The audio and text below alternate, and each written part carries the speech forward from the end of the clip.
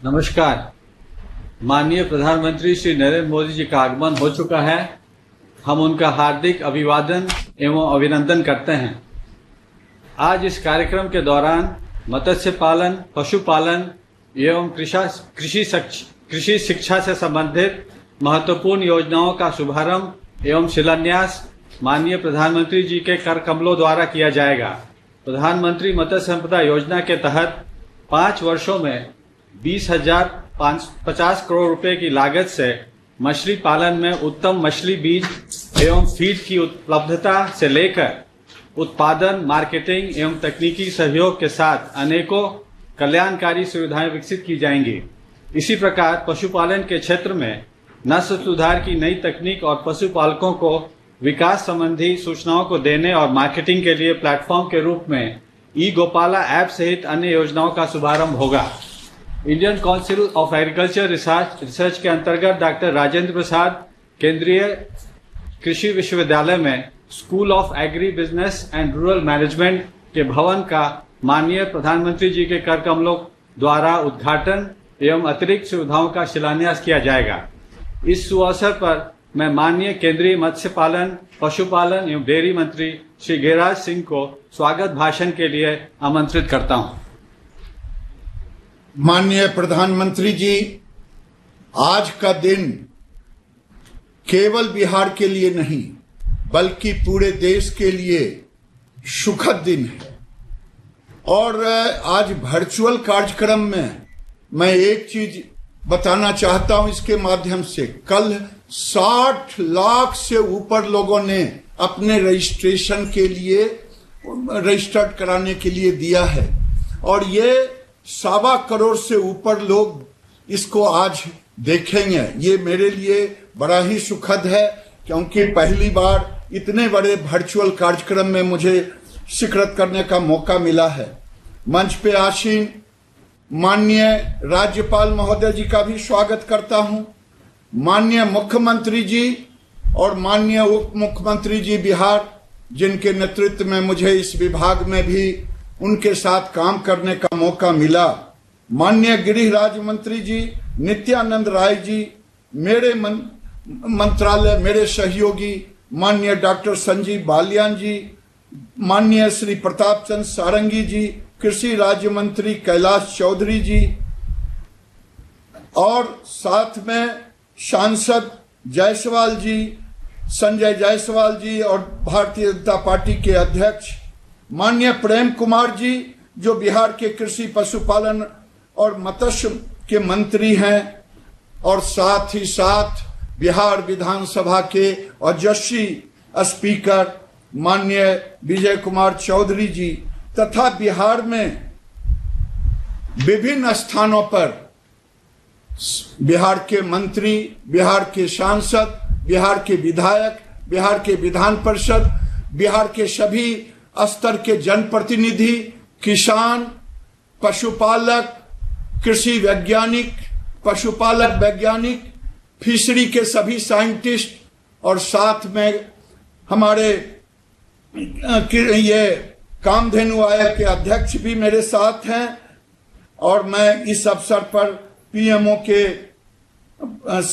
माननीय अमरजीत सिन्हा जी और साथ में इस विभाग के फिशरी के सचिव माननीय राजीव जी, अतुल चतुर्वेदी जी और सभी किसानों को मैं फिर से कोटिशः धन्यवाद देना चाहता हूं कि आज ये अवसर माननीय प्रधानमंत्री जी आपके नेतृत्व में ये केवल 20,000 करोड़ से ऊपर प्रधानमंत्री मत्स्य संपदा योजना का बिहार से लॉन्च ही नहीं हो रहा है, बल्कि बिहार और देश के विकास में एक नए आयाम को लाने वाला ये कार्यक्रम है।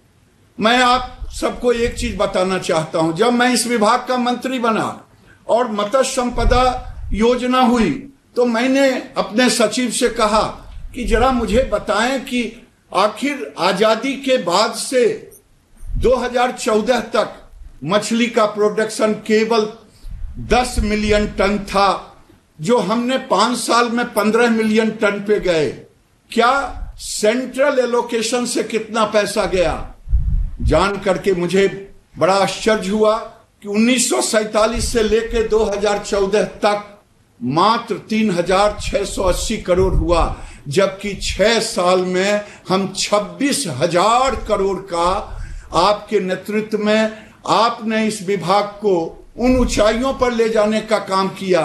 47 से लेकर 14 तक 10 मिलियन और आपके कार्यकाल में 15 से 20 तक में 5 मिलियन, और आपने दिया है एक दिशा जिसमें हम 70 लाख टन यानी 7 मिलियन हम ले जाएंगे 5 साल में।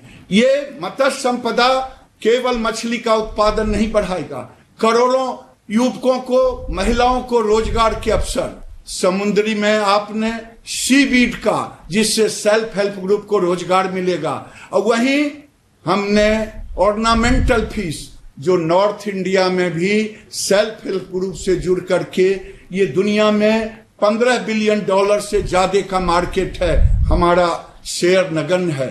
इसलिए मैं मत्स्य संपदा योजना को एक परिवर्तन की योजना मानता हूं, किसानों के लिए, मछुआरों के लिए और मछली पालकों के लिए।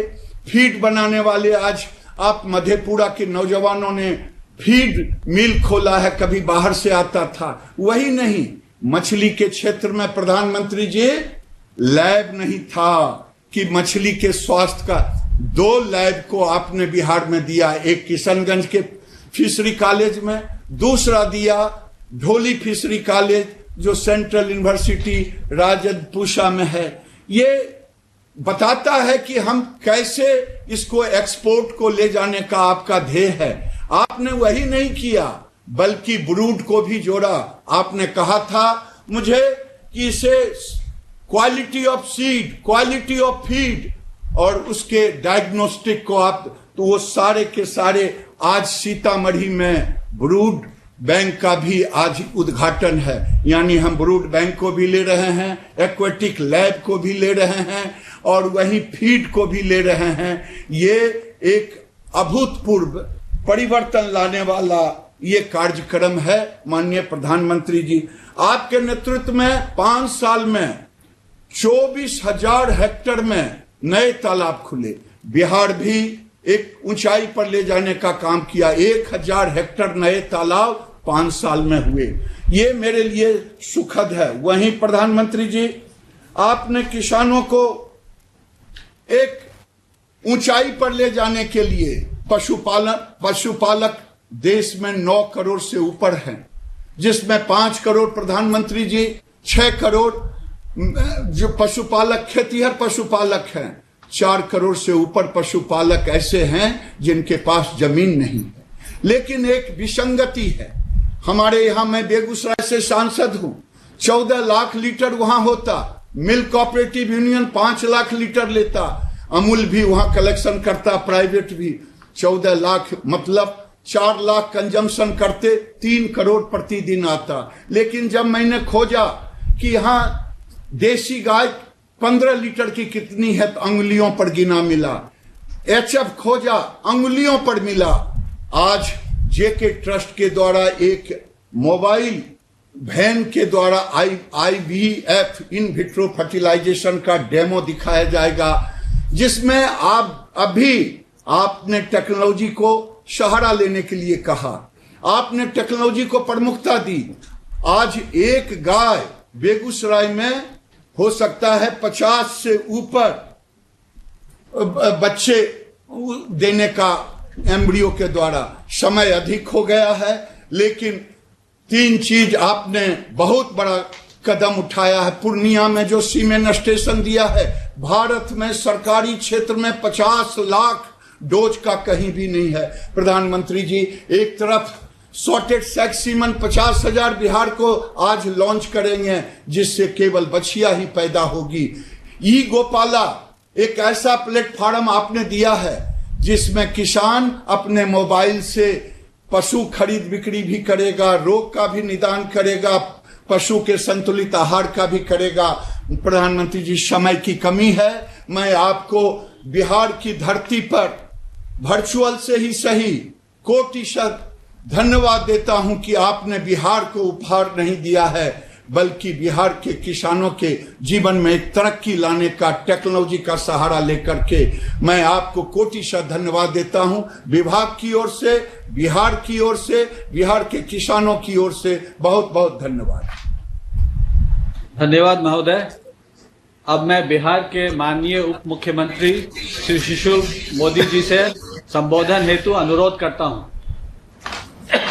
देश के लोकप्रिय प्रधानमंत्री आदरणीय श्री नरेंद्र मोदी जी, महामहिम राज्यपाल महोदय, बिहार के माननीय मुख्यमंत्री श्री नीतीश कुमार जी, भारत सरकार के माननीय मंत्री श्री गिरिराज सिंह जी, बिहार विधानसभा के माननीय अध्यक्ष श्री विजय चौधरी जी, माननीय मंत्री डॉक्टर प्रेम कुमार जी, भारत सरकार एवं बिहार सरकार के सभी मंत्रीगण, कार्यक्रम में उपस्थित सभी विधायक, सांसद, पार्षदगण और बिहार के करोड़ों पशु एवं मत्स्य पालक किसान बहनों और भाइयों, माननीय प्रधानमंत्री जी, ये वही विभाग है जो विभाग पूरी दुनिया में पशुपालन घोटाले के कारण चर्चित हुआ था। और 2005 में जब माननीय नीतीश जी इस बिहार के मुख्यमंत्री बने, कोई इस विभाग का मंत्री बनने के लिए तैयार नहीं था, क्योंकि 2005 के पहले जितने मंत्री बने उनको बारी बारी से जेल जाना पड़ा। लेकिन मैं अपना सौभाग्य मानता हूं कि मुझे और बाद में गिरिराज सिंह जी को भी लंबे समय तक बिहार में इस विभाग को चलाने का मौका मिला और इस मृत विभाग को हम लोगों ने फिर से बिहार में जिंदा करने का काम किया है। और मैं बताना चाहूंगा कि 2005-06 में इस विभाग का बजट केवल 72 करोड़ था, वहां 2020-21 में 15 गुना बढ़कर 1178 करोड़ रुपया हो चुका है।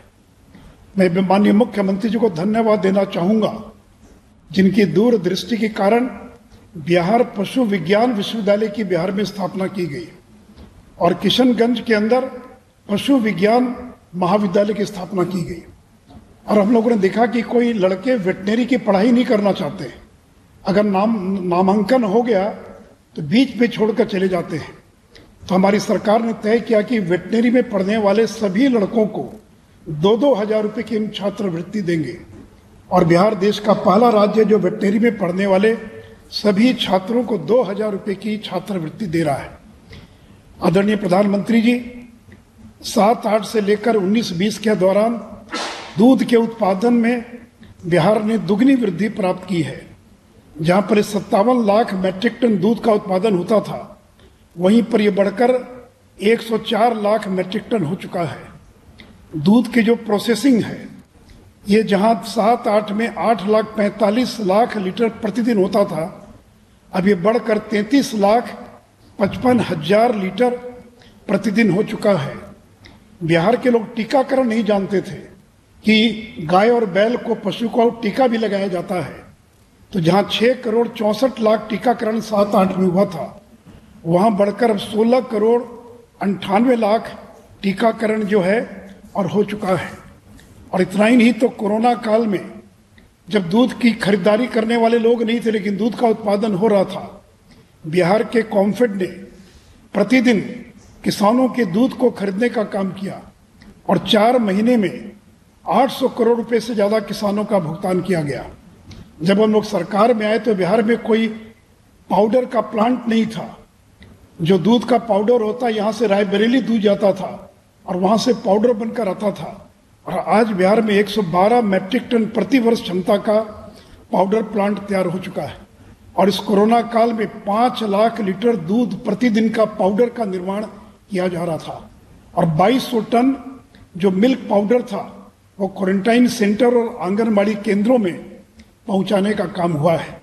प्रधानमंत्री जी, आपके पहल से आज जो बिहार में फिश लैब स्थापित हो रहा 10 करोड़ की लागत से, इससे बिहार के 300 करोड़ से ज्यादा का लाभ बिहार के पशुपालकों को होगा, क्योंकि मछलियों की बीमारी से प्रति वर्ष 300 करोड़ से ज्यादा का नुकसान हुआ करता था।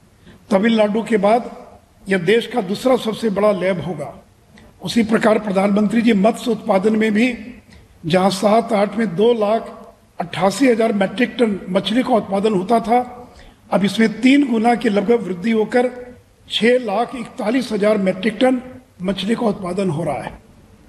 और अब बिहार की मछली नेपाल, सिलीगुड़ी, बनारस, गोरखपुर, रांची अमृतसर, इन सभी शहरों के अंदर 33,000 मीट्रिक टन मछली का निर्यात हम प्रतिवर्ष बिहार से कर रहे हैं। प्रधानमंत्री जी, बिहार के लोगों को फिश फीड की जानकारी नहीं थी कि फिश फीड क्या होता है, कि मछली को भी चारा खिलाया जाता है, ये भी लोग नहीं जानते थे। और आज आपके कर कमलों से फिश फीड के प्लांट का भी और बिहार के अंदर उद्घाटन हो रहा है। तो माननीय प्रधानमंत्री जी, मुझे पूरा भरोसा है, मुझे पूरा विश्वास है कि 294 करोड़ की लागत की जो आपने सौगात दी है, तो बिहार के अंदर ब्लू रेवोल्यूशन और व्हाइट रेवोल्यूशन, इन दोनों की दिशा में बिहार और तेजी से आगे बढ़ेगा और बिहार के करोड़ों पशुपालक और मत्स्य पालकों की आमदनी जो है दुगना करने में हम सफल होंगे। इन्हीं शब्दों के साथ आपको धन्यवाद और बधाई देता हुआ अपनी बात समाप्त करता हूं। धन्यवाद। धन्यवाद महोदय। अब मैं माननीय मुख्यमंत्री बिहार श्री नीतीश कुमार जी से आग्रह करूंगा कि वे अपने अभिभाषण से हमें लाभान्वित करें।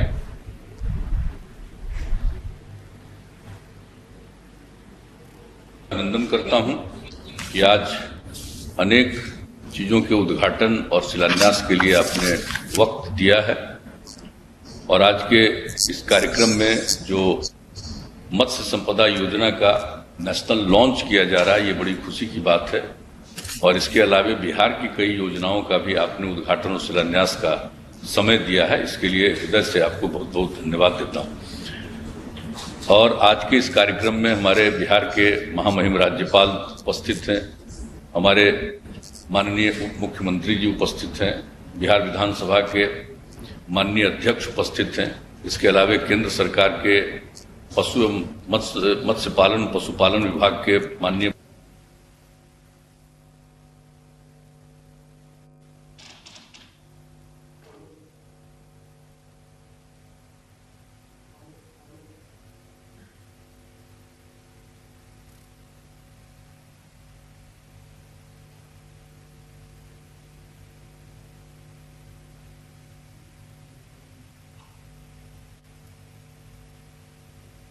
के लिए अभिनंदन करता हूं। और आपने जो यहाँ कार्यक्रम किया, अनेक योजनाओं का जिसका जिक्र हमारे अभी माननीय मुख्यमंत्री जी ने भी किया, माननीय केंद्रीय मंत्री जी ने भी इसकी चर्चा की है। मैं उस बात को दोहराना नहीं चाहता हूं क्योंकि हम सब लोग आपको सुनना चाहते हैं। और जो कुछ भी हुआ, मैं विशेष रूप से सबके लिए तो धन्यवाद देता ही हूं, लेकिन ये जो पूर्णिया में मरंगा में सीमेंट स्टेशन का उद्घाटन किया जा रहा है, इसी का शिलान्यास 12 मई 2018 को हम लोगों ने किया था और इतने कम समय में ये काम पूरा हो गया। जब हम लोग वहां पर गए थे शिलान्यास करने, तो एक बड़ी प्रसन्नता हो रही थी कि आखिरकार ये जो पूरा हो जाएगा और ये काम शुरू हो जाएगा तो इसकी क्षमता होगी प्रति वर्ष 50 लाख सीमेन स्ट्रॉ कृत्रिम गर्भाधान के उपयोग हेतु इसका होगा। तो बिहार में तो ये पूरा सबको मिल ही जाएगा, लेकिन इसके बाद पूर्वोत्तर राज्यों में और अन्य राज्यों में भी इसकी सुविधा लोगों को मिलेगी। और ये जो काम हो रहा है, इसके लिए हम लोगों ने 80 एकड़ जमीन उपलब्ध कराया और इसके लिए कार्यक्रम चलता रहे, तो उस पर कई पूर्ण क्षमता प्राप्त करने के लिए इसकी उच्च गुणवत्ता हेतु 59 पदों को स्वीकृत किया गया और उसके संचालन के लिए राज्य सरकार ने अपनी तरफ से भी करीब 47 करोड़ रुपए का भी प्रावधान किया है।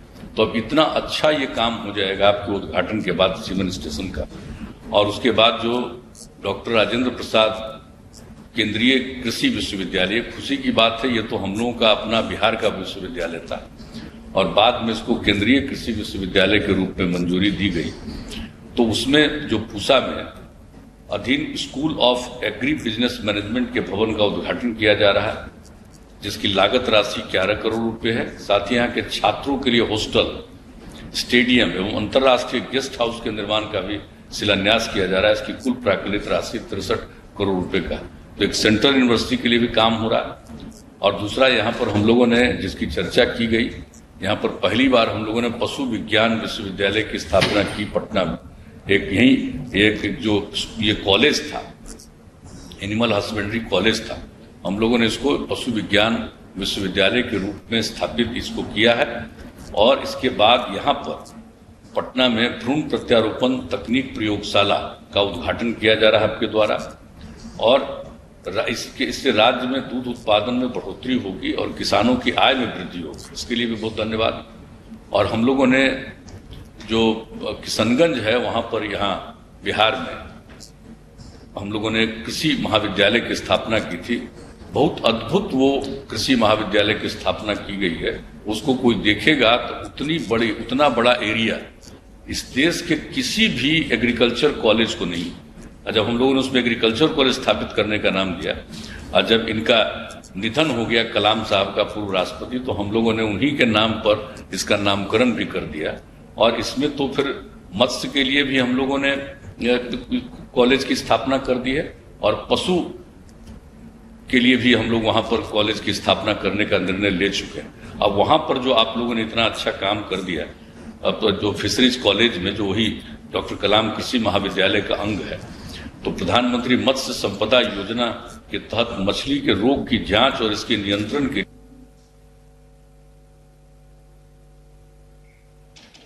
का सबकी चर्चा की गई। ये बहुत प्रसन्नता का विषय है, और आपको इस बात की जानकारी होगी ही। हम लोगों ने बिहार के बारे में तो इन्होंने बता दिया, पशु एवं मत्स्य संसाधन विभाग के बारे में हमारे माननीय उप मुख्यमंत्री जी ने, लेकिन यहाँ कृषि के क्षेत्र में भी कोई हाल नहीं था। आजकल तो कुछ लोग बोलते रहते हैं। हम लोगों को बिहार के लोगों ने काम करने का मौका दिया, और जो बिहार में हम लोगों ने काम किया है, तो बिना काम को देखे कुछ से कुछ लोग बोलते रहते हैं। जो कृषि का क्षेत्र था, और बिहार की जो आबादी है, माननीय प्रधानमंत्री जी, 89% आबादी हम लोगों के लोग गांव में रहते हैं। इतना बड़ा राज्य माना जाता है, इसका 89% आबादी गांव में, और 76% आबादी कृषि और इससे जुड़े हुए अन्य चीजों पर निर्भर है। इसलिए हम लोगों ने उनके उत्थान के लिए यहाँ बहुत आकलन और अध्ययन किया। और हमारे अभी उप मुख्यमंत्री जी, यहाँ पर तो कोई जानता ही नहीं था मछली वगैरह के उत्पादन के लिए, कुछ नहीं होता था, अपने आप जितना हो गया। तो यहाँ से पहली बार लोगों को हम लोगों ने भेजा, इन्होंने भेजा सबको बात करके, मत्स्य पालकों से बात करके, ये जो अपना केंद्रीय जो है विश्वविद्यालय, central institute of fisheries education, ये काकीनाडा में आंध्र प्रदेश में, और central inland fisheries research institute Kolkata में, तो इन सब जगहों पर भेजा गया। हजारों की संख्या में लोगों को हम लोगों ने ट्रेनिंग दिलाया, और उसके बाद वो काम बढ़ता गया। और इसके बाद तो आपको पता ही है, हम लोगों ने कृषि रोड मैप की स्थापना की। पहला रोड मैप 2008 से 12 तक, फिर 12 से 17 दूसरा कृषि रोड मैप, और तीसरा कृषि रोड मैप 17 से 22 के लिए चल रहा है। और इसमें जो प्रगति हुई है दूध के बारे में इन्होंने बता दिया, और इसके अलावे दूध के अलावे कई चीजों में इतना हुआ, मांस का भी उत्पादन हुआ। अंडा का औसत वार्षिक उत्पादन 7-8 में 106 करोड़ प्रति वर्ष से बढ़कर के 274 करोड़ प्रति वर्ष हो गया। यहाँ पर अंडा भी बाहर से आता था, सबसे ज्यादा तो आंध्र प्रदेश साइड से अंडा आता था। अब आजकल वो घट करके इतना कम हो गया, बाहर से आने वाला बहुत कम अब आ रहा, अब यही हो जा रहा है सब चीज। और मांस के उत्पादन में भी वृद्धि हुई है। 1.8 लाख मीट्रिक टन था, जो बढ़कर के 3.83 लाख मीट्रिक टन हो गया है।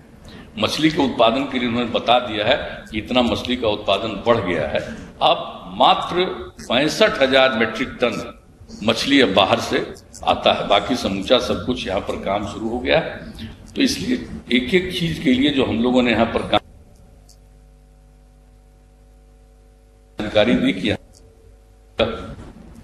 भेजा गया, और किस तरह से हम लोगों ने यूनिवर्सिटीज वगैरह की स्थापना की, और इसके अलावे कॉलेजेस की और स्थापना की। और उन्होंने बता दिया कि जब हम लोग देखते थे कि एग्रीकल्चर से और ये पशुपालन से लोग चले जाते थे, स्टूडेंट बहुत रहते नहीं थे, तब हम लोगों ने पहली बार तय किया, और हर स्टूडेंट को, हर छात्र 2,000 रुपया प्रति माह और 6,000 रुपया हम लोग देते हैं उन लोगों को किताब वगैरह खरीदने की। तो उसके बाद से सब सारे स्टूडेंट रहने लगे। तो किस तरह से काम हुआ है, और हम लोगों की तरफ से जो कुछ भी हो रहा है वो तो काम हम लोग करने की कोशिश कर ही रहे।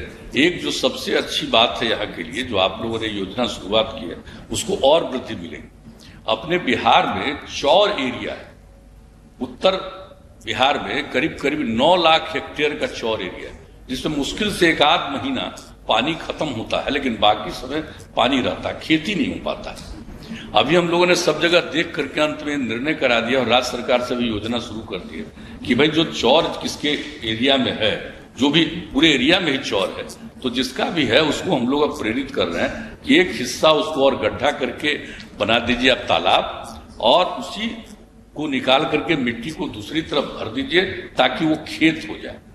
और हम खुद भी देखने गए छपरा जिले में, और जो इतना अच्छा से काम लोगों ने शुरू किया है, और राज्य सरकार ने भी एक योजना बना करके उसमें लोगों को मदद देने का, और राज्य सरकार की तरफ से कर रहे हैं कि एक तरफ लोग मत्स्य पालन करेंगे और दूसरी तरफ उसी में खेती लोग जो करेंगे तो बहुत अच्छे ढंग से उसमें और चीज खेती, फल का, फूल का, इन सब चीजों की खेती हो जाएगी।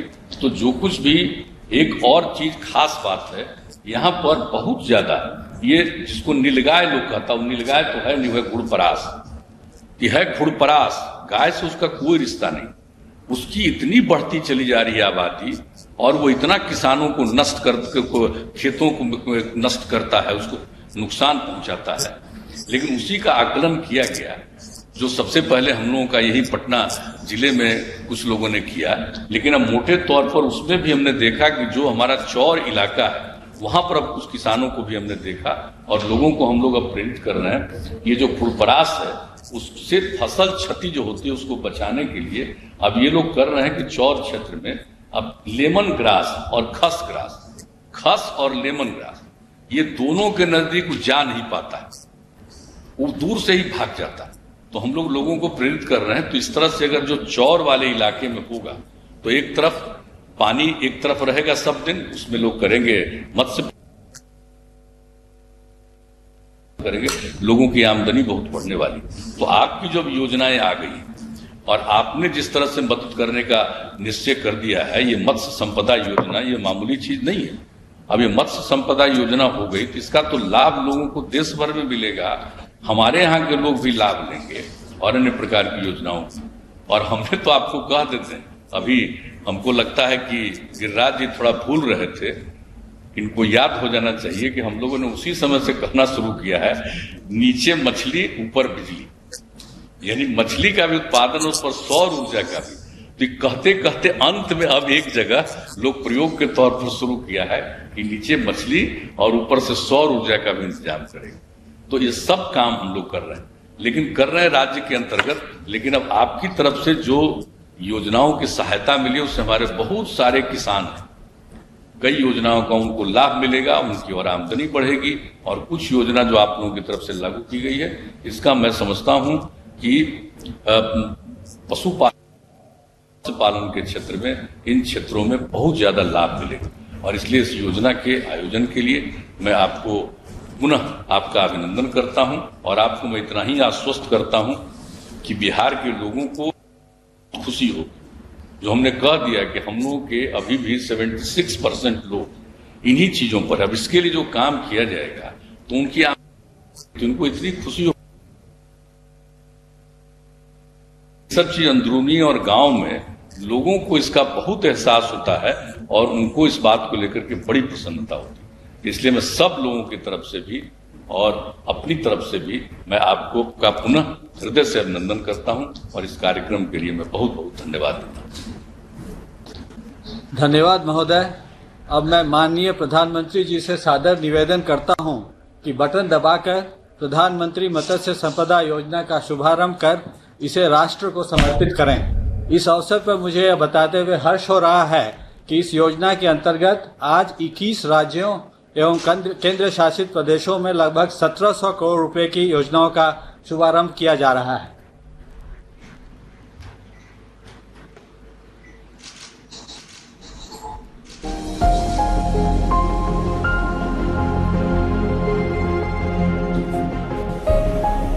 भारत में मत्स्य क्षेत्र में मुनाफे की संभावना बहुत ज्यादा है। भारत की पेनिनसुलर कोस्ट लाइन 8,118 किलोमीटर तक लंबी है। प्रधानमंत्री नरेंद्र मोदी की दूरदृष्टि के कारण नीली क्रांति के रूप में फिशरीज सेक्टर ने सराहनीय तेजी आई है। प्रधानमंत्री श्री नरेंद्र मोदी जी के नेतृत्व में आत्मनिर्भर भारत का संकल्प देश की आर्थिक समृद्धि में महत्वपूर्ण योगदान देगा। इसी दिशा में प्रधानमंत्री मत्स्य संपदा योजना के अंतर्गत 20,050 करोड़ के निवेश की परिकल्पना की गई है। मछली पालन क्षेत्र में ये आजादी के बाद से अब तक का सबसे बड़ा इन्वेस्टमेंट है। प्रधानमंत्री मत्स्य संपदा योजना के जरिए मछली उद्योग में पैदावार बढ़ाने के लिए नई टेक्नोलॉजी और नए तरीकों से प्रोडक्टिविटी को बढ़ाया जा रहा है। इसमें जमीन और पानी के जरियों का भरपूर इस्तेमाल किया जा रहा है। प्रधानमंत्री मत्स्य संपदा योजना के तहत लागू की गई योजनाओं का लक्ष्य है आने वाले समय में मछली उत्पादन को 150 लाख टन को बढ़ाकर 220 लाख टन तक ले जाने का, जिससे 55 लाख से भी ज्यादा लोगों को रोजगार के अवसर पैदा हो सकेंगे। मत्स्य पालन निर्यात को बढ़ाकर 1 लाख करोड़ रुपए तक पहुंचाना है ताकि मत्स्य पालन की आय को दुगना किया जा सके। प्रधानमंत्री मत्स्य संपदा योजना के अंतर्गत मछुआरों को ब्रूड बैंक्स के लिए बढ़िया सीड और फीड भी दिया जा रहा है और नई तकनीक जैसे RAS, बायोफ्लॉक सिस्टम को भी लोगों तक पहुंचाया जा रहा है, जिसके कारण पैदावार तेजी से बढ़ पा रही है। प्रधानमंत्री मत्स्य संपदा योजना में मछली किसानों और इस कारोबार से जुड़े लोगों की सुरक्षा पे भी ध्यान दिया जा रहा है, जिसके तहत उनको लाइफ इंश्योरेंस और फिश वेसल इंश्योरेंस दिया जाएगा। भारत में ऑर्नामेंटल फिशरीज के साथ सीवीड कल्टीवेशन भी महिलाओं को बड़ा रोजगार प्रदान करता है। सीवीड की बढ़ती मांग को देखते हुए प्रधानमंत्री मत्स्य संपदा योजना के अंतर्गत के नई तकनीकों से मछुआरों की जान और माल दोनों की बचत के साथ उत्पादन में भारी बढ़ोतरी होने की संभावनाएं भी बढ़ेंगी और एक आत्मनिर्भर भारत का सपना भी साकार हो पाएगा। धन्यवाद महोदय। अब माननीय प्रधानमंत्री जी से सविनय अनुरोध है कि बटन दबाकर doctor Rajendra Prasad central agriculture university Pusa Samastipur के परिसर में school of agribusiness and rural management के नवनिर्मित भवन का उद्घाटन एवं बॉयज हॉस्टल, स्टेडियम और इंटरनेशनल गेस्ट हाउस का शिलान्यास करें।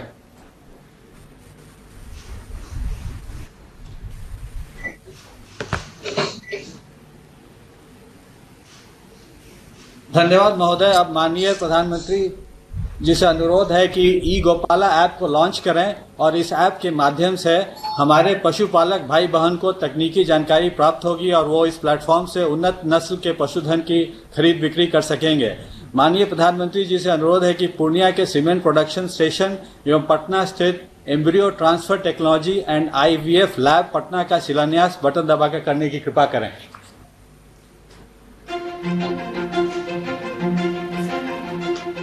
ई गोपाला ऐप माननीय प्रधानमंत्री श्री नरेंद्र मोदी के नेतृत्व में लॉन्च की जाने वाली ई गोपाला ऐप का उद्देश्य एक व्यापक पशु सूचना प्रणाली के साथ सेक्टर को डिजिटल बनाना है। यह ऐप गूगल प्ले स्टोर से डाउनलोड की जा सकती है।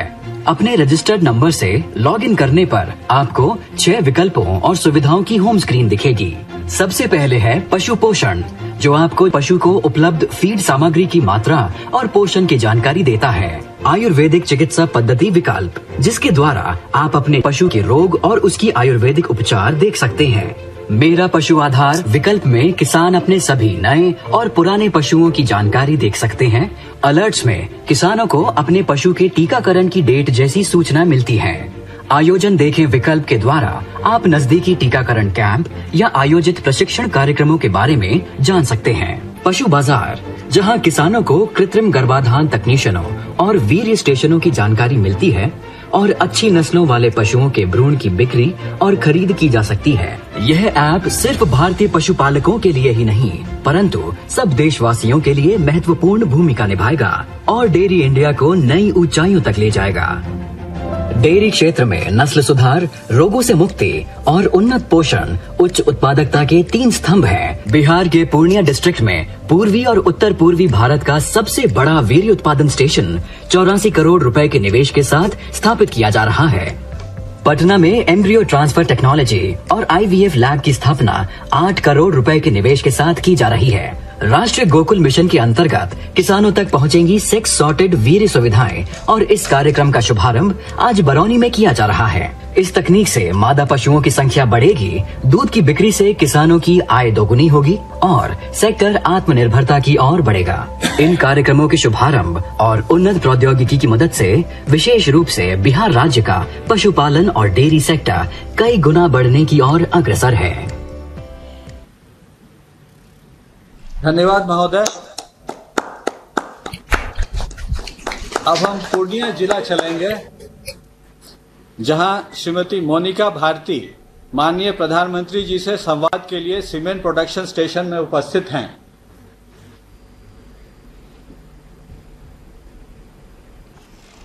जी नमस्ते। माननीय प्रधानमंत्री जी, मेरी ओर से आपको प्यार भरा प्रणाम। मैं मोनिका भारती हांसदा, ग्राम अलीनगर दूध उत्पादक सहयोग समिति, पंचायत सतकुदरिया, जिला पूर्णिया से आई हूँ और मैं कोसी डेयरी प्रोजेक्ट से जुड़ी हुई हूँ। मोनिका जी, आपके घर में कौन कौन है? मेरे घर में मेरे हस्बैंड है, मेरे 2 बच्चे हैं, मेरे भैया भाभी है, उनके 3 बच्चे हैं, दादी है और सास ससुर है। बड़ा विशाल परिवार है। Yes sir. पशुपालन के अलावा और भी कोई काम करती हैं या फिर इससे ही गुजारा चल जाता है? अभी तो सर इससे ही गुजारा चल जाता है, मतलब ग्रेजुएट किए हैं लेकिन अभी कोई रोजगार नहीं मिला है, तो अभी पशुपालक से ही और कृषि है, मतलब किसान है, खेती कर रहे हैं। किस विषय में ग्रेजुएशन किया? हिस्ट्री में। अच्छा, कहाँ पर किए? मनिहारी कॉलेज से किया सर। अच्छा, अभी आपके पास कितनी गाय है? 2 गाय हैं। अच्छा, और कितने दूध की बिक्री दिन भर में हो जाती है? प्रतिदिन 10 लीटर। 10 लीटर? अच्छा जी सर। आप पहले से ही सहकारी समिति से जुड़ी थी या फिर कहीं और दूध बेचती थी? इससे आपको नहीं सर, पहले नई व्यवस्था से पहले से ही जुड़े हुए हैं। अच्छा, यानी जब से आपके पास गाय है या जब से आप ससुराल आई, ये काम पहले से ही चल रहा था? ससुराल आने से पहले यहाँ पर कुछ काम नहीं था। यहाँ मेरे इंटर करके मेरी शादी हुई है और मैं ससुराल से ही ग्रेजुएशन की हूँ। और यहाँ पर पहले मतलब मैं एसटी से हूँ, तो यहाँ पर शराब मतलब बनता था हमारे समाज में। तो मेरी शादी हुई, इसके बाद जब शराबबंदी स्टार्ट हुई तो मैंने लेडीज लोगों को जागरूक किया कि शराब नहीं बनाना है। मैंने स्वयं सहायता समूह को भी प्रेरित किया कि उसमें 10 रुपया सप्ताह जमा करना है, उससे भी हमें लाभ हो सकता है। और फिर मैंने जीविका में ही VRP में काम किया किसान लोगों के साथ ही, जिससे कि हमारी आय में बढ़ोतरी हो सके। और अभी उससे भी मतलब मैं आगे आना चाहती हूँ। और अपने गांव सबसे पहले तो मैं आपके पतिदेव को, आपके ससुर साहब को, आपकी सास को यहाँ से विशेष प्रणाम करता हूँ, क्योंकि आप इंटर के बाद शादी करके ससुराल आई और आपकी पढ़ाई आपने पूरी की। देखिए, ससुराल में आपको इस प्रकार से सम्मान मिलना, इतना प्यार मिलना और आपको पढ़ाई के लिए सुविधा देना, और जैसा आपने यहाँ कहा कि आप SC क्लास से हैं, ये जो जागरूकता पहुंची है, मैं आपके परिवार को बहुत बहुत प्रणाम करता हूँ कि उन्होंने आपके लिए इतने सारे अवसर खोल दिए। Thank you sir. मेरे जैसे और भी महिला हैं जो ससुराल में आकर के अपना पढ़ाई छोड़ दी है, उसको भी मेरे मतलब हमें देख करके उसको भी प्रोत्साहन होगा कि हम भी आगे आए। वाह, चलिए, आपने तो इस काम के अलावा भी न सिर्फ बिहार की बेटियों को प्रेरणा दी, देश की बेटियों को प्रेरणा दी है। Yes sir. देखिए, मोनिका और इन जैसी तमाम बहनें आज स्वावलंबन के लिए, आत्मनिर्भरता के लिए तेजी से आगे आ रही हैं। सरकार की भी हर संभव ये कोशिश है कि बहनों को ज्यादा से ज्यादा अवसर मिले, और इसके लिए स्वयं सहायता समूह को जब और ज्यादा मदद की जा रही है। मुझे विश्वास है कि पशुपालन में तो वैसे भी परंपरागत रूप से ही हमारे यहाँ पशुपालन का काम हमारी माताओं बहनों ने ही संभाला है। ये सर। लेकिन अगर उनको आधुनिक तकनीक का उनको सहारा मिल जाए उनको ज्ञान भी मिल जाए और व्यवस्था भी मिल जाए और पशुओं की अच्छी नस्लें अगर मिलना शुरू हो जाए, उनके स्वास्थ्य की जांच भी आसानी से संभव हो जाए, और जिसकी दिशा में बिहार सरकार भी काफी प्रयास कर रही है, गिरिराज जी के नेतृत्व में भारत सरकार भी अनेक नए नए प्रकल्प चला रही है। मुझे विश्वास है इन सारी चीजों का बहुत बड़ा लाभ मिलेगा आपको, और आप जैसे पशुपालक निश्चित ही देश की अर्थव्यवस्था में एक नई ताकत बनेंगे। लेकिन आप मोनिका जी पढ़ी लिखी हैं, मैं आपसे आग्रह करूंगा, अभी आपने देखा होगा कि कुछ न्यूज चैनल ने गुजरात की बनास डेयरी की 10 बहनों का बड़ा परिचय दिया था। वो गांव की किसान बहनें थी, कोई ज्यादा पढ़ी लिखी तो नहीं थी, लेकिन वो 1-1 करोड़ रुपयों का दूध का कारोबार करती है। यानी अपने आप में सिर्फ पशुपालन और दूध का काम। अगर आप वेबसाइट पर जाओगी बनास डेयरी की या अमूल डेयरी की या साबर डेयरी की, तो आपको ऐसी कई बहनों ने कैसे पराक्रम किए हैं, आपको बहुत सारी जानकारियां मिलेगी। तो मैं जरूर मोनिका जी, आपने जैसे पढ़ाई में रुचि ली है, अब आप वैज्ञानिक तरीके से पशुपालन के इस काम को आगे बढ़ाएंगे। आपने जो ग्रेजुएशन किया है, इसलिए और नया कुछ खोजने में समय बर्बाद मत कीजिए। आपके पास जो ताकत है, उस ताकत से आप पूरे क्षेत्र का, पशुपालन का कार्य क्षेत्र ही बदल सकती है। और बड़े विश्वास के साथ आगे बढ़िए। आपके क्षेत्र के सारे किसान पशुपालक आपको जीवन भर आशीर्वाद देते रहेंगे, और मुझे विश्वास है कि आप जैसे पशुपालकों को और आपके कारण अन्य लोगों को भी बहुत लाभ मिलेगा। मेरी तरफ से आपको बहुत बहुत शुभकामनाएं हैं। Thank you sir. धन्यवाद। इसके बाद अब श्री ब्रजेश कुमार बरौनी से माननीय प्रधानमंत्री जी से वार्ता करेंगे।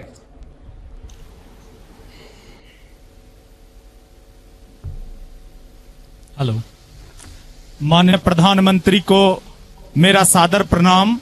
मैं ब्रजेश कुमार, ग्राम कोड़े, थाना गढ़पुरा, जिला बेगूसराय, जो दूध संघ बरौनी के अधीनस्थ आदर्श किसान दुग्ध उत्पादक सहयोग समिति का एक सदस्य किसान हूं। हमारे पास 20 छोटे बड़े पशु हैं, जिसमें 2 मुर्रा नस्ल की भैंसें हैं, बाकी विभिन्न नस्लों की गाय हैं। उसमें एक हमारे बिहार की मूल नस्ल बछौर की गाय और 2 उसके बछड़े भी हैं। ब्रजेश जी, आप पढ़ाई लिखाई की या बस ऐसे ही पशुओं की सेवा में लग गए? सर, हमने पढ़ाई की है। मैं ISM धनबाद से diploma in electronics and telecommunication की पढ़ाई की। उसके बाद हम दिल्ली हाई टेक्नोलॉजी सॉल्यूशन से एम्बेडेड सिस्टम डिजाइनिंग की भी पढ़ाई प्राप्त की है। अरे वाह, आपके पास तो काफी कुछ ज्ञान भी है और उसमें भी टेक्नोलॉजी का ज्ञान है। आपने पढ़ाई की है और उसके बाद भी आपने इस क्षेत्र को चुना है। देखिए, यही चीजें देश में प्रेरणा देने वाली है। तो खेती, किसानी और पशुपालन के इस काम में आपका मन लग रहा है, या आपको लगता है कि नहीं ये तो ठीक है, अभी टेम्पररी कर रहा हूं, कुछ और करूंगा, ऐसा मन करता है क्या? सर, पढ़ाई के उपरांत मैं CBSE के लिए काम करता था। उसके लिए सॉफ्टवेयर डिजाइन करता था कंटिन्यूअस कम्प्रेहेंसिव इवैल्यूएशन का 2012-13 में। 13 के जुलाई में मैं गांव वापस आया और हमने कहा कि मैं पशुपालन करूंगा, और मुझे गांव समाज का बड़ा विरोध झेलना पड़ा, लेकिन मैं दृढ़ इच्छा शक्ति के साथ उसमें लगा रहा। और आज मैं गर्व से कहता हूं सर कि मैं वो ऋषि पुत्र कृषक हूं, जिसके उगाए गए अनाज से हमारे हिंदू सनातन धर्म में ठाकुर जी के भी भोग लगते हैं। और अगर इतने महत्वपूर्ण उत्पाद के उत्पादक अपने आप को दीनहीन महसूस करेंगे, तो फिर हमारा देश विकास नहीं कर सकता। इसलिए गर्व से हम कहते हैं कि हम पशुपालक किसान हैं। ब्रजेश जी, मुझे आपके शब्द सुनकर के मुझे खुद को ही प्रेरणा मिल रही है। सर, सब आपका आशीर्वाद है कि ब्रजेश जी जैसे आत्मविश्वास से भरे हुए और क्लियर विजन वाले नौजवान अपने ज्ञान का और क्षेत्रों में कैसे उपयोग हो, इस प्रकार का कमिटमेंट रखने वाले नौजवान। ब्रजेश, मैं सच बताता हूं, आपकी आधी मिनट आपने ली, लेकिन मुझे इंप्रेस कर दिया। देखिए, गांव में रहकर अपने घर पर ही ये जो काम कर रहे हैं, उसे कितनी आमदनी हो जाती है, कितनी बचत हो जाती है, ये तो शायद आप हिसाब किताब नहीं लगाते होंगे, लेकिन आपका कमिटमेंट है, इसे करते होंगे। लेकिन फिर भी मैं जानना चाहूंगा कि क्या स्थिति होती है।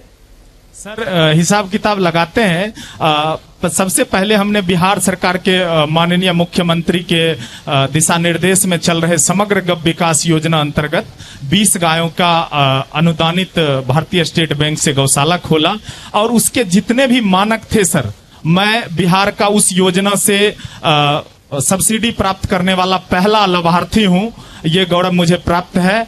और उस योजना के जितने भी सर साधन थे, वर्मी कंपोस्ट, गोबर gas plant, milking machine, Bihar का मैं पहला मिल्किंग मशीन भी 2013 में पंजाब से खरीद के लाया सर।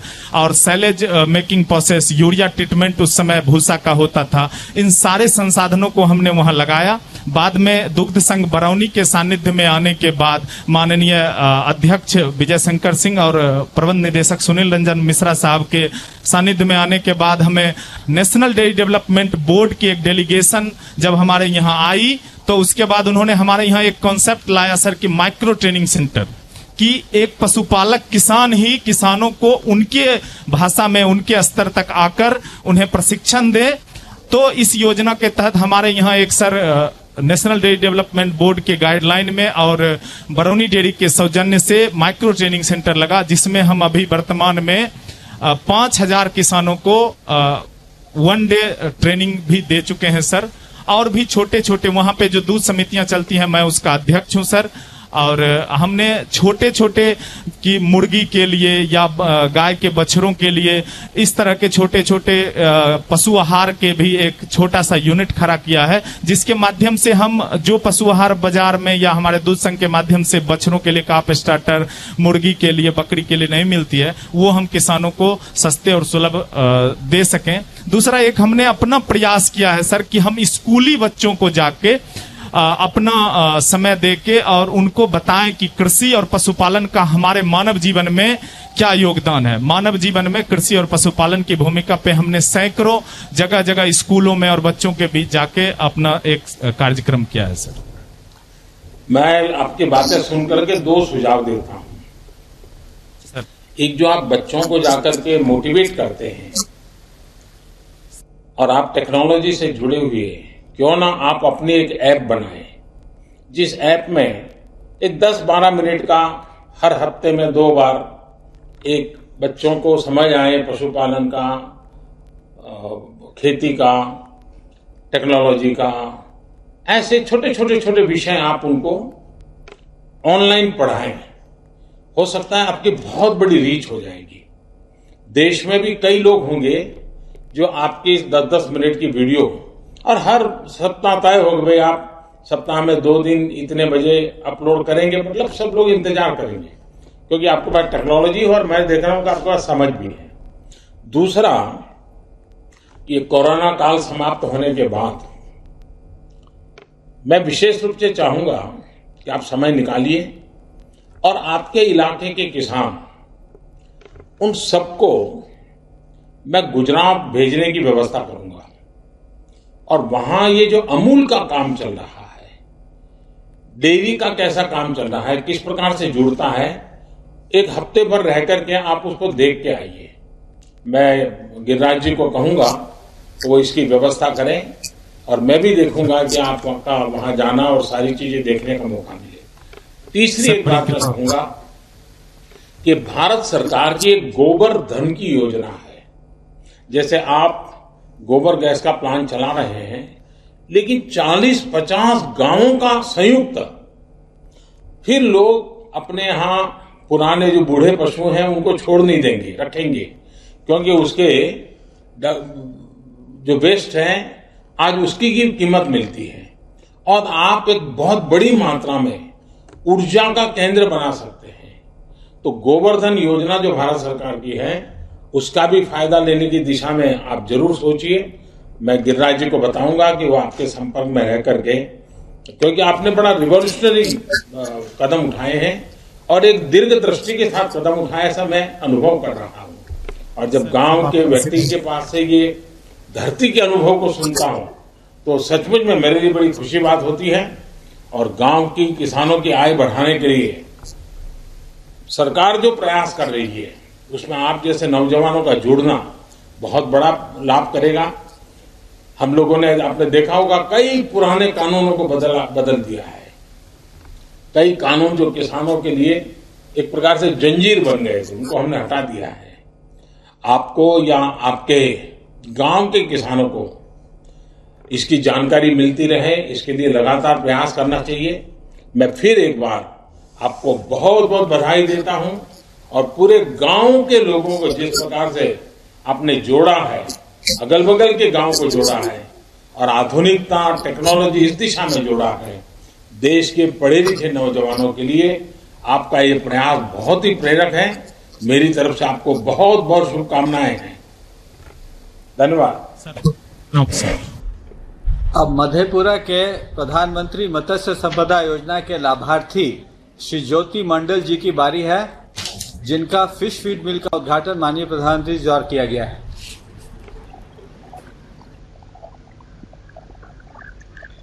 मधेपुरा से ज्योति मंडल बोल रहा हूं सर। प्रधानमंत्री जी को बहुत बहुत प्रणाम सर। ज्योति जी नमस्कार। जी प्रणाम सर। जी बताइए, अपना जरा बात बताइए, क्या कर रहे हैं? हम सर पहले खेती करते थे, उसमें आमदनी कम होती थी। अब मछली पालन कर रहे हैं 4-5 साल से 10 हेक्टेयर में सर, उससे काफी आमदनी बढ़ गई है और उसमें दिक्कत आता है। पहले की तुलना में कितना फर्क आया? पहले की तुलना में कम से कम 5 से 10 गुना फर्क आया है सर। ओहो, अच्छा। तो आप पहले क्या पढ़ाई वढ़ाई किए हैं या पहले से खेती में ही लगे थे? नहीं सर, पढ़ाई किए हैं। साइंस कॉलेज पटना से बीएससी ऑनर्स किए थे सर, उसके बाद जेएनयू से एमए किया है सर। और उसका किसान यहाँ पर खेती कर रहे हैं, प्लांटेशन किया है और सर खेती कर रहे हैं। तो उसमें मछली पालन ही मेरा मेन खेती है सर। अच्छा, आपने पोस्ट ग्रेजुएशन किया, जेएनयू से किया, और आपने मछली पालन ही क्यों चुना? क्यों विचार आया? आप आगे रिसर्च में जा सकते थे और कोई व्यवसाय भी आप चुन सकते थे। सर उसी समय मेरे मन में आया सर, जो गांव किसान के लिए कुछ किया जाए। किसान लोग बहुत ही, हम लोग के मधेपुरा जिला बहुत गरीब जिला है सर। हिंदुस्तान का सबसे गरीब जिला में मधेपुरा जिला है सर। यहाँ किसानों की स्थिति बड़ी बदतर थी, लेकिन आप लोगों के आने के बाद से सर, राजपाट आने के बाद से बहुत अच्छी स्थिति आ रही है। अभी मछली पालन में मतलब 5 गुना वृद्धि हो रही है किसानों की आमदनी में सर। पहले 10 से 20 हजार एक एकड़ में कमाई होता था सर। आज की डेट में कम से कम किसान 1 एकड़ वाटर एरिया से 1 लाख से 10 लाख 20 लाख तक कमा सकता है सर। आपकी जो योजना थी सर, जो हम 22 में 2 गुना करेंगे आमदनी, अगर किसान मछली पालन शुरू करे सर तो 5 गुना आमदनी तो निश्चित रूप से होगी सर। ज्योति जी, आपकी बात सुनकर के देश के किसान भी आपको सुन रहे हैं। ये जो आत्मविश्वास आप बता रहे हैं, जब चारों तरफ कुछ लोग निराशा फैलाने की कोशिश कर रहे हैं और ज्योति जी आपको स्वयं विश्वास की ज्योति जगा रहे हो। अच्छा, आपके गांव में या आसपास के इलाके में पहले से भी मछली पालन के तौर तरीके रहे होंगे? पुरानी कुछ होती थी, रही होगी, वेस्टेज रहता होगा। आपने क्या नया किया? हमने सर उसमें चारा खिला करके सर, देखिए मछली की वृद्धि काफी होती है, तो चारा खिलाने के लिए सर चारा यहाँ काफी महंगा मिलता है। यहाँ नियरेस्ट पॉइंट छत्तीसगढ़ और आंध्र प्रदेश से आता था चारा सर, वो काफी महंगा किसानों को मिलता था, हमको मिलता था काफी महंगा। लेकिन जब हम यहाँ इसीलिए चारा मिल यहाँ पर स्थापित किए हैं सर, जो किसानों को सस्ता में चारा मिलेगा और आमदनी गारंटी के साथ सर हम कह रहे हैं, जो 5 से 10 गुना किसानों की आमदनी बढ़ जाती है। अब मत्स्य संपदा योजना के तहत आपने फिश फीड मिल भी शुरू की है और मैं पीछे देख रहा हूं कि, और इस योजना से आप अपने साथ साथ पूरे क्षेत्र को ज्यादा प्रोत्साहित करने के लिए आगे भी कुछ करें, ये मेरी अपेक्षा है। हो सकता है क्या, कुछ कर सकते हैं आप?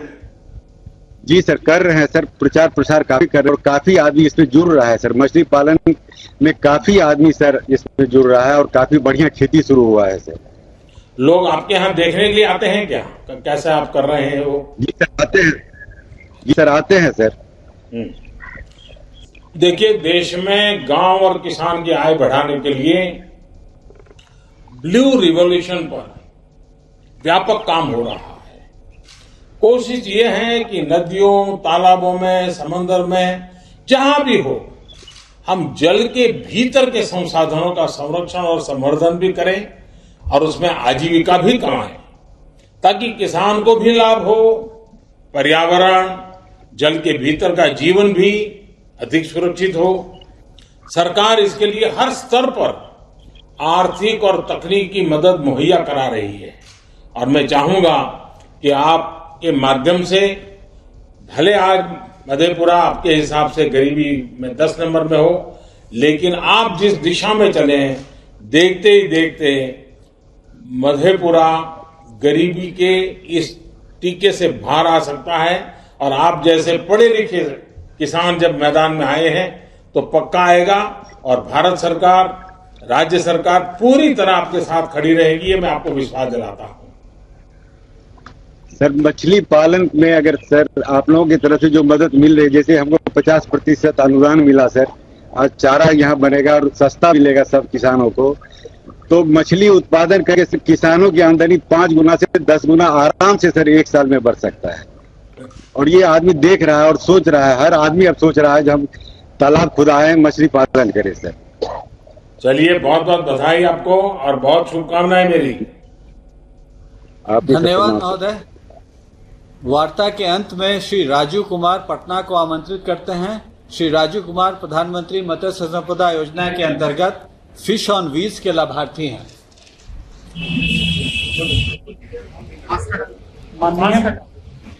माननीय प्रधानमंत्री महोदय जी, आपको सादर प्रणाम करता हूं। मैं पटना जिला के रहने वाला हूं।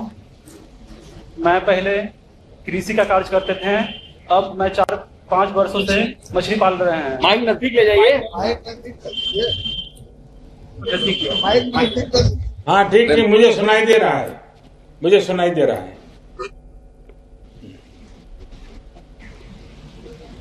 इस योजना की जानकारी हमें अखबार और जिला मत्स्य अधिकारी से मिली। फर्म में तालाब से मछली बिक्री करने पर ज्यादा मुनाफा नहीं मिल पाता था। अब हम इस तालाब की मछली बेचने पर ज्यादा मुनाफा मिलेगा, इससे हमारी आमदनी बढ़ जाएगी। राजू जी, आप पहले से ही मछली से जुड़ा काम करते थे, कुछ और करते थे, फिर इसमें आए, क्या हुआ? पहले हम स्टडी कर रहे थे। 3-4-5 सालों से मछली पालन की जानकारी मिली और हम इसमें लिंक हो गए। नहीं, पहले जो खेती का काम करते थे उसमें और इस काम में आपके जीवन में और आपकी आर्थिक व्यवस्था में क्या फर्क आया, कैसे बदलाव आया? पहले हम कृषि से ज्यादा मुनाफा नहीं कर पाते थे, फिर इस मछली पालन में करने से जानकारी मिला और इससे 4-5 गुना मुनाफा मिला।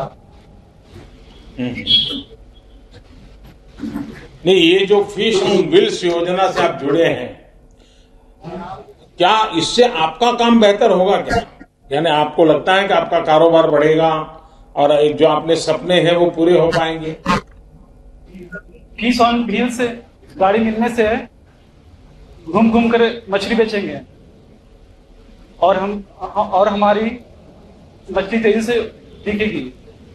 अभी कितनी जगह पे पहुंचाते हैं आप ये व्हील लेकर के जाकर हैं, कितनी जगह पे पहुंचाते हैं? अभी सर शुरुआत है सर, अभी शुरुआत है। इतना से पहली बार हमको लाभ मिला सर। नहीं, देखिए आपकी पहचान बन जाएगी, फिर तो लोग तय करेंगे भैया शाम को 5 बजे आप यहाँ मिलते हैं, 3 बजे यहाँ मिलते हैं, दोपहर 2 बजे यहाँ मिलते हैं, सब लोग आप मालूम होगा कि आपके पास पहुंचना है तो कैसा, ऐसा बराबर परफेक्ट प्लान कर लिया है आपने? अभी सर नहीं किए हैं सर। हाँ, नहीं तो कर लेना चाहिए। लोगों को पता होना चाहिए कि आप कहाँ पर कितने बजे किस कोने में खड़े होंगे। तो जो भी आपका क्लाइंट है, कस्टमर है, उनको पता होगा कि आपके पास यहाँ पहुंचना है, तो आपको बहुत सुविधा बढ़ेगी। देखिए राजू जी, एक प्रकार से आप पूरी तरह से आत्मनिर्भर होने की दिशा में आगे बढ़ रहे हैं और हो जाएंगे, मेरा पक्का विश्वास है।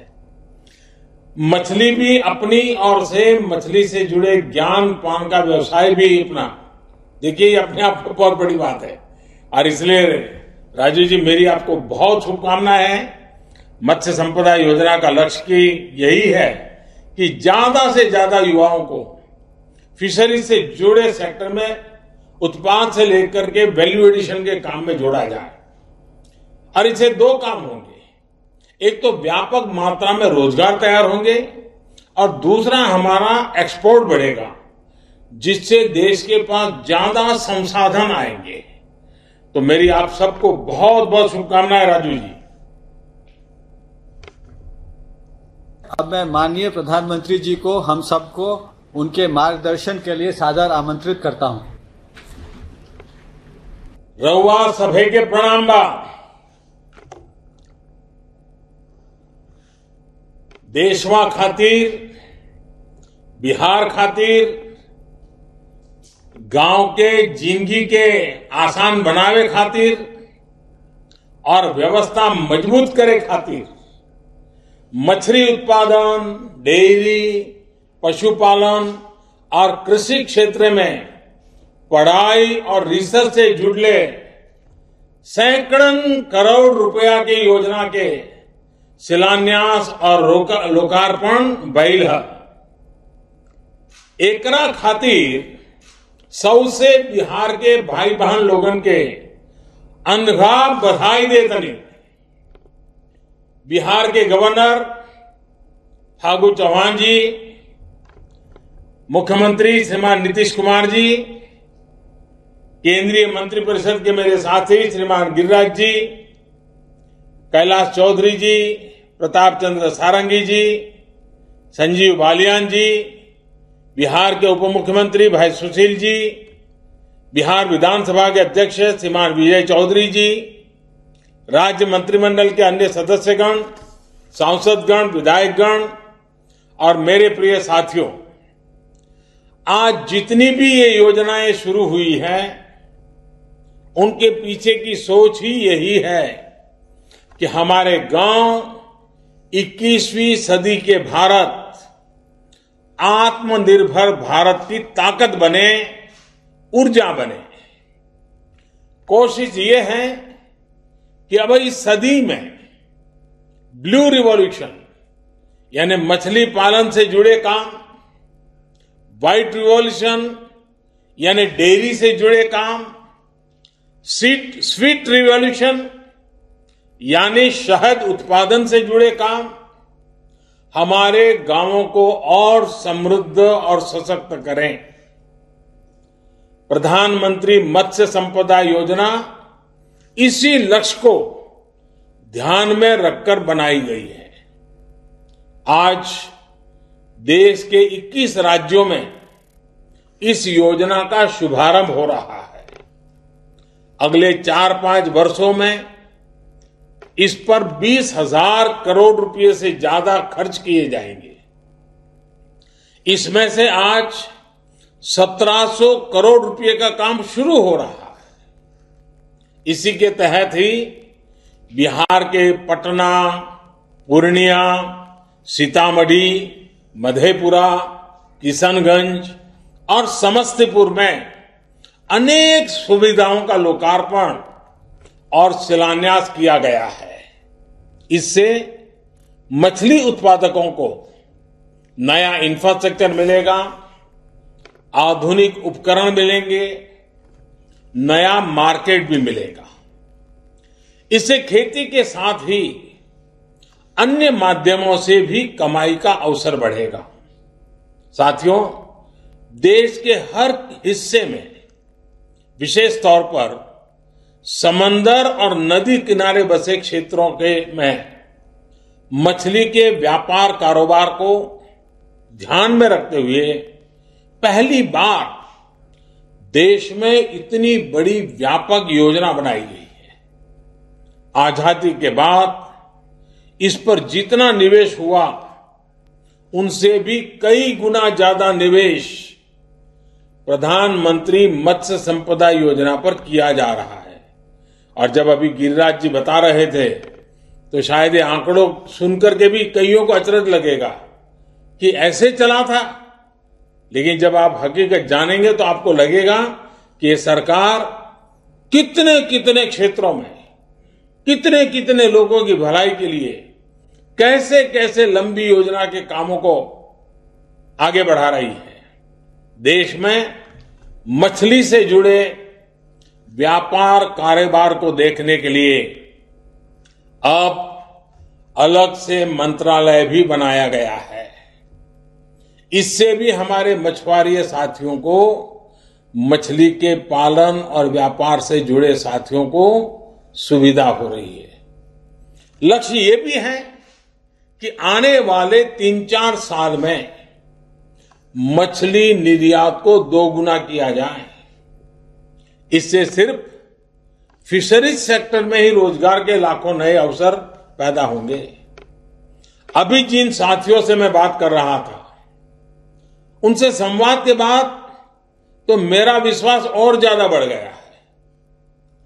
जब मैंने राजू का विश्वास देखा और मैंने भाई ब्रजेश जी से बातें की, भाई ज्योति मंडल से बातें की और बेटी मोनिका, देखिए कितना विश्वास झलकता है। साथियों, मछली पालन बहुत कुछ साफ पानी की उपलब्धता पर निर्भर करता है। इस काम में गंगा जी को स्वच्छ और निर्मल बनाने के मिशन से भी मदद मिल रही है। गंगा जी के आसपास बसे इलाकों में रिवर ट्रांसपोर्ट को लेकर जो काम चल रहा है उसका लाभ भी फिशरीज सेक्टर को मिलना तय है। इस 15 अगस्त को जिस मिशन डॉल्फिन की घोषणा की गई है वो भी फिशरीज सेक्टर पर अपना स्वाभाविक प्रभाव यानी एक प्रकार से बाय प्रोडक्ट मदद, एक्स्ट्रा बेनिफिट ये होने ही वाला है। मुझे पता चला है कि हमारे नीतीश बाबूजी इस मिशन से जरा ज्यादा ही उत्साहित है और इसलिए मुझे पक्का विश्वास है कि जब गंगा डॉल्फिन की संख्या बढ़ेगी तो इसका लाभ गंगा तट के लोगों को तो बहुत मिलने वाला है, सभी को मिलने वाला है। साथियों, नीतीश जी के नेतृत्व में बिहार में गांव-गांव पानी पहुंचाने के लिए बहुत प्रशंसनीय काम हो रहा है। 4-5 साल पहले बिहार में सिर्फ 2% घर पीने के साफ पानी की सप्लाई से जुड़े थे। आज ये आंकड़ा बढ़कर 70% से अधिक हो गया है। इस दौरान करीब करीब 1.5 करोड़ घरों को पानी की सप्लाई से जोड़ा गया है। नीतीश जी के इस अभियान को अब जल जीवन मिशन से नई ताकत मिली है। मुझे जानकारी दी गई है कि कोरोना के इस समय में भी बिहार में करीब 60 लाख घरों को नल से जल मिलना सुनिश्चित किया गया है। यह वाकई बहुत बड़ी उपलब्धि है। ये इस बात का भी उदाहरण है कि इस संकट काल में जब देश में लगभग सब कुछ थम गया था तब भी हमारे गांवों में किस तरह एक आत्मविश्वास के साथ काम चलता रहा। ये हमारे गांवों की ही ताकत है कि कोरोना के बावजूद अनाज हो, फल हो, सब्जियां हो, दूध हो, जो भी आवश्यक चीजें थी, मंडियों तक, डेयरियों तक बिना किसी कभी तकलीफ के बिना वो आता ही रहा, लोगों तक पहुंचता ही रहा। साथियों, इस दौरान अन्न उत्पादन हो, फल उत्पादन हो, दूध का उत्पादन हो, हर प्रकार से बम्पर पैदावार हुई है। यही नहीं, सरकारों ने, डेयरी उद्योग ने भी इस मुश्किल परिस्थिति के बावजूद रिकॉर्ड खरीद भी की है। पीएम किसान सम्मान निधि से भी देश के 10 करोड़ से ज्यादा किसानों के बैंक खातों में सीधा पैसा पहुंचाया गया है। इसमें करीब करीब 75 लाख किसान हमारे बिहार के भी हैं। साथियों, जब से ये योजना शुरू हुई है, तब से अब तक करीब 6,000 करोड़ रुपए बिहार के किसानों के बैंक खातों में जमा हो चुके हैं। ऐसे ही अनेक प्रयासों के कारण गांव पर इस वैश्विक महामारी का प्रभाव हम कम से कम रखने में सफल हुए हैं। ये काम इसलिए भी प्रशंसनीय है क्योंकि बिहार कोरोना के साथ साथ बाढ़ की विभीषिका का भी बहादुरी से सामना कर रहा है। साथियों, कोरोना के साथ साथ भारी बरसात और बाढ़ के कारण बिहार समेत आसपास के क्षेत्रों में जो स्थिति बनी है, उससे हम सभी भली भांति परिचित है। राज्य सरकार और केंद्र सरकार दोनों का प्रयास है कि राहत के कामों को तेज गति से पूरा किया जाए। इस बात पर बहुत जोर दिया जा रहा है कि मुफ्त राशन की योजना और प्रधानमंत्री गरीब कल्याण रोजगार अभियान, इसका लाभ बिहार के हर जरूरतमंद साथी तक पहुंचे। बाहर से गांव जो लौटे हुए हमारे श्रमिक परिवार हैं, उन तक पहुंचे। इसलिए ही मुफ्त राशन की योजना को जून के बाद, वैसे वो जून महीने में पूरा होना था, लेकिन जून के बाद दीपावली और छठ पूजा तक उसको बढ़ा दिया गया है। साथियों, कोरोना संकट के कारण शहरों से लौटे जो श्रमिक साथी हैं, उनमें से अनेक साथी पशुपालन की तरफ बढ़ रहे हैं। केंद्र सरकार और बिहार सरकार की अनेक योजनाओं से उनको प्रोत्साहन भी मिल रहा है। मैं ऐसे साथियों को कहूंगा कि आज जो कदम आप उठा रहे हैं, उसका भविष्य उज्जवल है। मेरे शब्द लिख करके रखिए। आप जो कर रहे हैं, इसका भविष्य उज्जवल है। सरकार का ये निरंतर प्रयास है कि देश के डेयरी सेक्टर का विस्तार हो, नए प्रोडक्ट्स बने, नए इनोवेशंस हो, जिससे किसान को, पशुपालकों को ज्यादा आय मिले। इसके साथ इस बात पर भी फोकस किया जा रहा है कि देश में ही उत्तम नस्ल के पशु तैयार हो, उनके स्वास्थ्य की बेहतर व्यवस्था हो और उनका खान पान स्वच्छ हो, पोषक हो। इसी लक्ष्य के साथ आज देश के 50 करोड़ से ज्यादा पशुधन को खुरपका और मुंहपका जैसी बीमारियों से मुक्त करने के लिए मुफ्त टीकाकरण अभियान चल रहा है। पशुओं को बेहतर चारे के लिए भी अलग अलग योजनाओं के तहत प्रावधान किए गए हैं। देश में बेहतर देसी नस्लों के विकास के लिए मिशन गोकुल चल रहा है।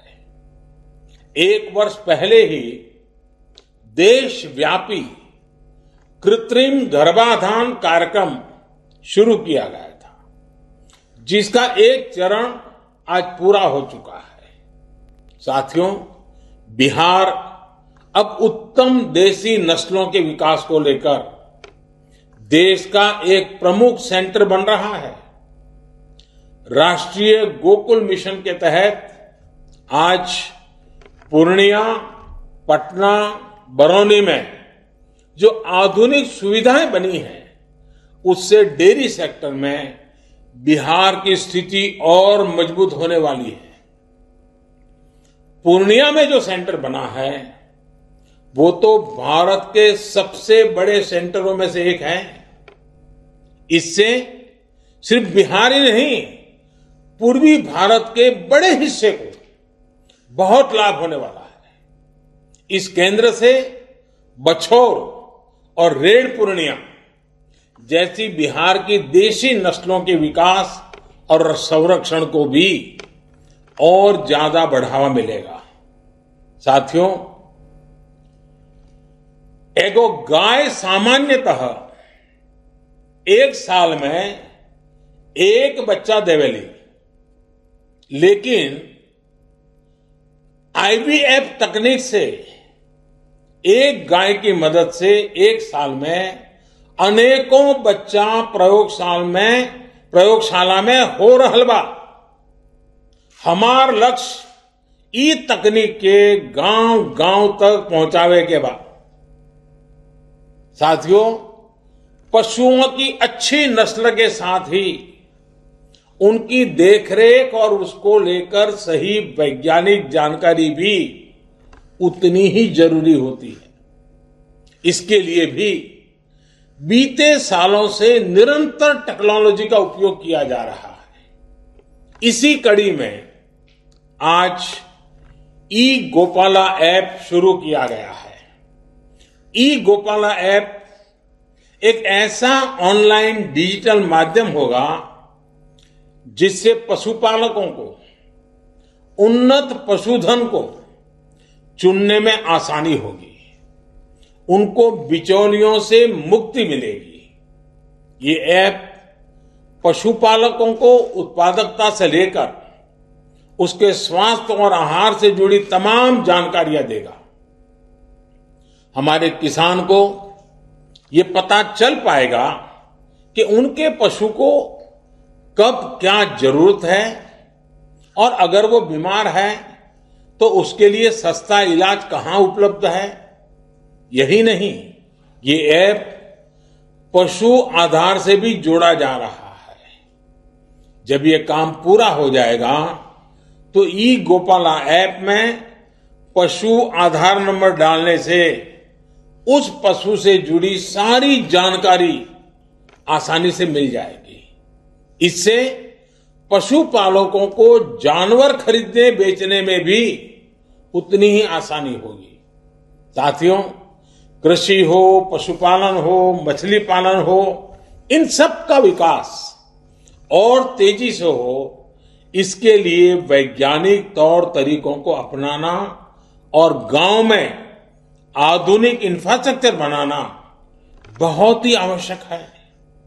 बिहार तो वैसे भी कृषि से जुड़ी पढ़ाई और रिसर्च का अहम सेंटर रहा है। दिल्ली में यहां हम लोग पूसा पूसा सुनते रहते हैं। बहुत ही कम लोगों को पता है कि असली पूसा दिल्ली में नहीं बल्कि बिहार के समस्तीपुर में है, और यहां वाला तो एक तरह से उसका जुड़वा भाई है। साथियों, गुलामी के कालखंड में ही समस्तीपुर के पूसा में राष्ट्रीय स्तर का एग्रीकल्चर रिसर्च सेंटर खुला था। आजादी के बाद डॉक्टर राजेंद्र प्रसाद और जननायक कर्पूरी ठाकुर जैसे विजनरी नेताओं ने इस परंपरा को आगे बढ़ाया। इन्हीं के प्रयासों से प्रेरणा लेते हुए साल 2016 में डॉक्टर राजेंद्र प्रसाद कृषि विश्वविद्यालय को केंद्रीय विश्वविद्यालय के रूप में मान्यता दी गई। इसके बाद इस यूनिवर्सिटी में और उसके तहत चलने वाले कॉलेजों में कोर्सेज का भी और सुविधाओं का भी व्यापक विस्तार किया गया है। चाहे मोतिहारी में एग्रीकल्चर और फॉरेस्ट्री का नया कॉलेज हो, पूसा में school of agribusiness and rural management हो, बिहार में कृषि विज्ञान और कृषि प्रबंधन की पढ़ाई के लिए शिक्षा व्यवस्थाओं को और मजबूत किया जा रहा है। इसी काम को और आगे बढ़ाते हुए school of agribusiness and rural management की नई बिल्डिंग का उद्घाटन हुआ है। साथ ही नए हॉस्टल, स्टेडियम और गेस्ट हाउस का भी आज शिलान्यास किया गया है। साथियों, कृषि क्षेत्र की आधुनिक जरूरतों को देखते हुए पिछले 5-6 वर्षों से देश में एक बड़ा अभियान जारी है। 6 साल पहले जहां देश में सिर्फ एक केंद्रीय कृषि विश्वविद्यालय था, वहीं आज देश में 3 सेंट्रल एग्रीकल्चर यूनिवर्सिटीज हैं। यहां बिहार में जो बाढ़ हर साल आती है, उससे खेती किसानी को कैसे बचाया जाए, इसके लिए महात्मा गांधी रिसर्च सेंटर भी बनाया गया है। ऐसे ही मोतीपुर में मछली से जुड़ा regional research and training centre, Motihari में पशुपालन से जुड़ा कृषि और डेयरी विकास केंद्र, ऐसे अनेक संस्थान कृषि को विज्ञान और तकनीक से जोड़ने के लिए शुरू किए गए हैं। साथियों, अब भारत उस स्थिति की तरफ बढ़ रहा है जब गांव के पास ही ऐसे क्लस्टर बनेंगे जहां फूड प्रोसेसिंग से जुड़े उद्योग भी लगेंगे और पास ही उससे जुड़े रिसर्च सेंटर भी होंगे। यानी एक तरह से हम कह सकते हैं, जय किसान, जय विज्ञान और जय अनुसंधान। इन तीनों की ताकत जब एकजुट होकर काम करेगी, तब देश के ग्रामीण जीवन में बहुत बड़े बदलाव होने तय हैं। बिहार में तो इसके लिए बहुत संभावनाएं हैं। यहां के फल, चाहे वो लीची हो, जर्दालू आम हो, आंवला हो, मखाना हो या फिर मधुबनी पेंटिंग्स हो, ऐसे अनेक प्रोडक्ट बिहार के जिले जिले में हैं। हर एक जिले की अपनी पहचान है। हमें इन लोकल प्रोडक्ट्स के लिए और ज्यादा वोकल होना है।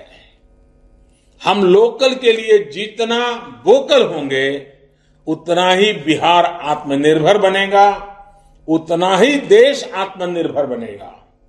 साथियों, मुझे खुशी है कि बिहार के युवा, विशेष तौर पर हमारी बहनें, पहले से ही इसमें सराहनीय योगदान दे रही है। श्रीविधि धान की खेती हो, लीज पर जमीन लेकर सब्जी उगाना हो, अजोला सहित दूसरी जैविक खादों का उपयोग हो, कृषि मशीनरी से जुड़ा हायरिंग सेंटर हो, बिहार की स्त्री शक्ति भी आत्मनिर्भर भारत अभियान को ताकत देने में आज आगे है। पूर्णिया जिले में मक्का के व्यापार से जुड़ा अरण्यक एफपीओ और कोसी क्षेत्र में महिला डेयरी किसानों की कौशिकी मिल्क प्रोड्यूसर कंपनी, ऐसे अनेक समूह प्रशंसनीय काम कर रहे हैं, प्रेरक काम कर रहे हैं। अब तो हमारे ऐसे उत्साही युवाओं के लिए, बहनों के लिए केंद्र सरकार ने विशेष फंड भी बनाया है। 1 लाख करोड़ रुपए के इस इंफ्रास्ट्रक्चर फंड से ऐसे एफपीओ, कृषि उत्पादक संघों को, सहकारी समूहों को गांव में भंडारण, कोल्ड स्टोरेज और दूसरी सुविधाएं बनाने के लिए आर्थिक मदद आसानी से मिल पाएगी। इतना ही नहीं, हमारी बहनों के जो स्वयं सहायता समूह हैं, उनको भी अब बहुत मदद दी जा रही है। आज बिहार में स्थिति ये है कि वर्ष 2013-14 की तुलना में अब स्वयं सहायता समूहों को मिलने वाले ऋण में 32 गुना की वृद्धि हुई है।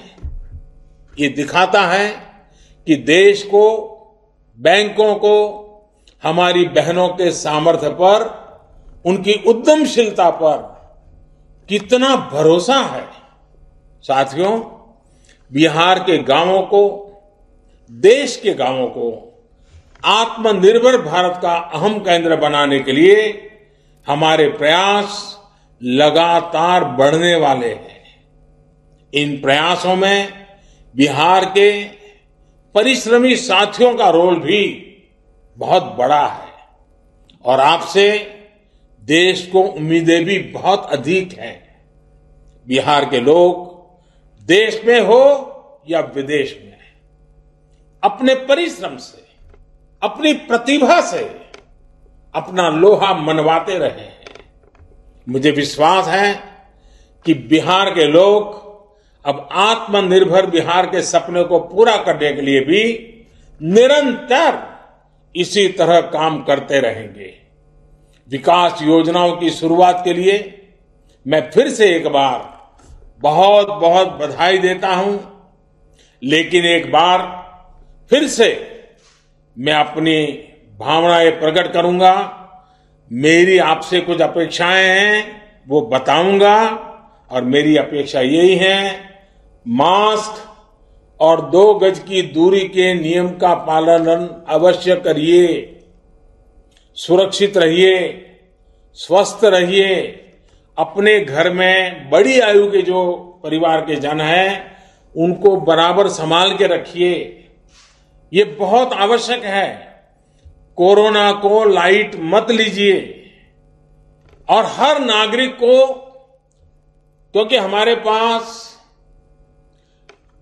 वैज्ञानिकों के द्वारा वैक्सीन जब आए तब आए, लेकिन ये जो सोशल वैक्सीन जो है वो कोरोना से बचने का उत्तम उपाय है, बचने का यही रास्ता है।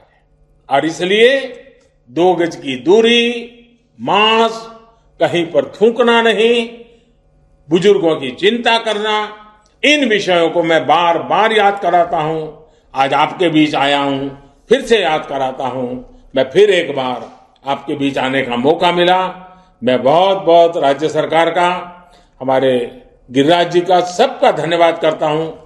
बहुत बहुत धन्यवाद। मैं माननीय प्रधानमंत्री जी का हम सभी को उनका मार्गदर्शन देने के लिए हार्दिक आभार प्रकट करता हूं। मैं बिहार के माननीय मुख्यमंत्री श्री नीतीश कुमार जी, माननीय केंद्रीय मत्स्य पालन, पशुपालन एवं डेयरी मंत्री श्री गिरिराज सिंह जी, माननीय उप मुख्यमंत्री श्री सुशील मोदी जी, केंद्र सरकार एवं बिहार सरकार के सभी माननीय मंत्रीगण को इस कार्यक्रम में उपस्थित होने पर धन्यवाद देता हूं। इस कार्यक्रम में शामिल सभी महानुभावों को मैं हार्दिक धन्यवाद देता हूं, उनका आभार व्यक्त करता हूं। सभी को बहुत बहुत धन्यवाद।